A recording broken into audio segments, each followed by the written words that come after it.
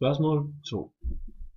Hvad sker der med tværbodannelsen og sarkomerlængden, når musklen begynder at slappe af igen, og hvorfor sker det?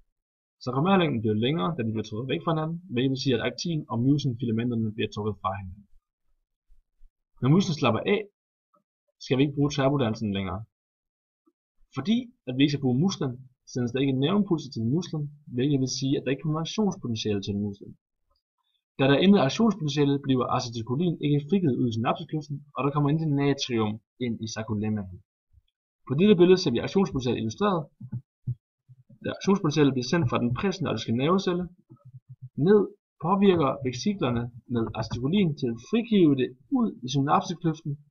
Acetylkolin er et transmitterstof, som sætter sig på receptorer på natriumkanalen. Dette gør så, at natriumkanalen bliver åbnet, og natrium kan diffundere igennem membranen og ind i sarkolemmaen. Da vi har intet aktionspotentiale, har vi intet acetylkolin i synapsekløften, og natriumkanalen bliver ikke åbnet. Da der intet natrium er i det sarkoplasmatiske reticulum, bliver calciumkanalerne ikke åbnet. Aktionspotentialet kommer ned her. Acetylkolin bliver frigivet, åbner for kanalerne, natrium diffunderer over, natrium kommer ind, og calciumkanalerne åbner sig, når natrium kommer ind i det sarkoplasmatiske reticulum.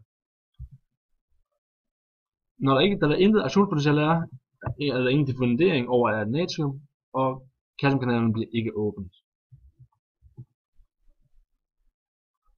Selvom at calciumkanalerne ikke bliver åbnet, kan aktin stadig bindes til myosin, da vi stadig har noget resterende calcium tilbage. Dette kommer dog ikke til at fungere i særlig lang tid, da vi stadig har den ATP-krævende pumpe, som sørger for at pumpe calcium fra musklen ind i det sarkoplasmatiske reticulum igen. Når alt det resterende calcium er kommet tilbage, er blevet pumpet tilbage i det sarkoplasmatiske reticulum,